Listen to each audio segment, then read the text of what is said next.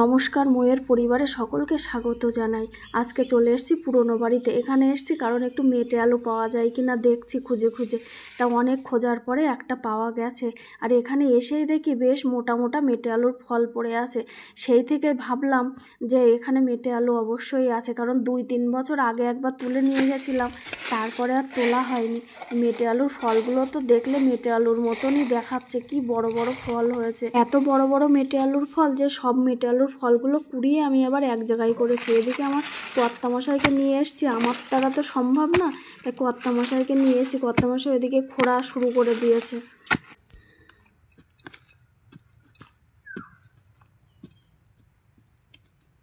কি বলো তো, মেটে আলু তোলা একটা অনেক খাটনির ব্যাপার আর একটা ধৈর্যের প্রয়োজন। ওই মেটে আলুর চারিপাশে গর্ত করে নিতে হবে বড় করে, আবার নিজেদের বসার জন্য পাশে একটা বড় গর্ত করে নিতে হবে। মেটে আলুর পাশে যে গর্তটা হবে না, ওই গর্তের মধ্যে বসে তারপরে আস্তে আস্তে তুলতে হবে, যেমন ওই আমার দাদুরা তুলতো, তাই দেখ আমাদের যেমন ধৈর্য তেমন উঠেছে। মেটে আলু ধৈর্য বড্ড বেশি, তো সেই জন্য মেটে আলুর পুরোটা তুলতে পারলাম না, কিছুটা ভেঙে চলে এসছে। ওইগুলো পরে আস্তে আস্তে খুঁড়ে তুলে নিয়েছি।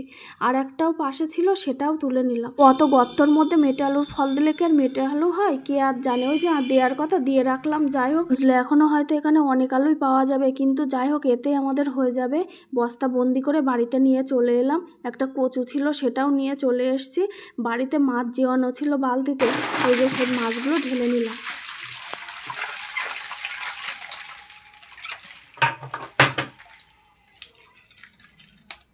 আজকে এই শিঙি মাছ দিয়ে মেটে আলু দিয়ে রান্না হবে। আর এই মাছগুলো বাজার থেকে নিয়ে এসছে, সেই জন্যে গিয়েছিলাম মেটে আলু তোলার জন্য।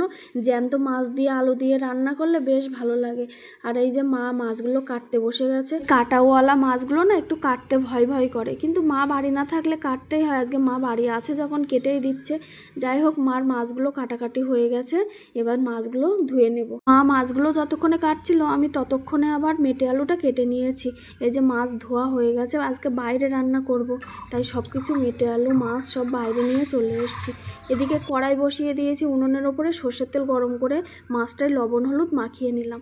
লবণ হলুদ মাখানো মাছটা এবার ভাজা করে নেব।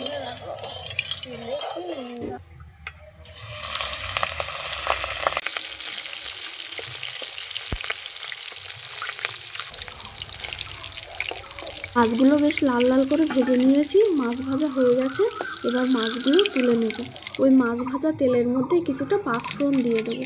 এবার ওই পাঁচফোড়নটা একটু ভাজা হয়ে আসলে ওর মধ্যে মেটে আলুগুলো দিয়ে দেবো।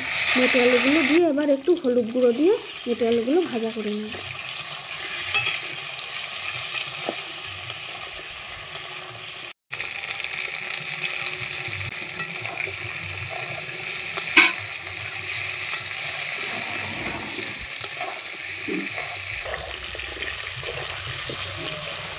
মেটে আলুটা ভাজা হয়ে গেছে, এরপরে ওর মধ্যে চেরা কাঁচা লঙ্কা দিয়ে দেবো। দিয়ে আবার একটু নাড়াচাড়া করে আলু আর মেটে আলুটা ভাজা করে নিয়ে পরিমাণ মতন জল দিয়ে দেবো। ঝোলটা ফুটে উঠেছে, এবার পরিমাণ মতন লবণ দিয়ে দেবো। ভাজার সময় লবণ দেইনি, যদি গলে যায় মেটে আলুগুলো, সেই জন্য।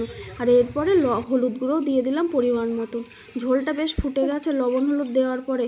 এরপরে ভাজা মাছগুলো দিয়ে দিলাম। এরপর ঢাকা চাপা দিয়ে বেশ 8 থেকে 10 মিনিট তরকারিটা ফুটিয়ে নেব। ঢাকনাটা খুলেই কিন্তু তরকারিটা প্রায় হয়ে এসছে। এরপরে একটা ভাজা মশলা দেবো তরকারির মধ্যে।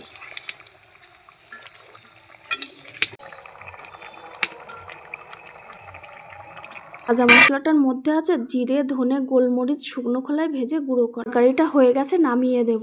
বাড়ির টাটকা মেটে আলু, তার সঙ্গে এরকম জ্যান্ত মাছ আর পাতলা মেটে আলুর ঝোল গরম ভাতে, আর কি চাই, বেশ হয়েছিল।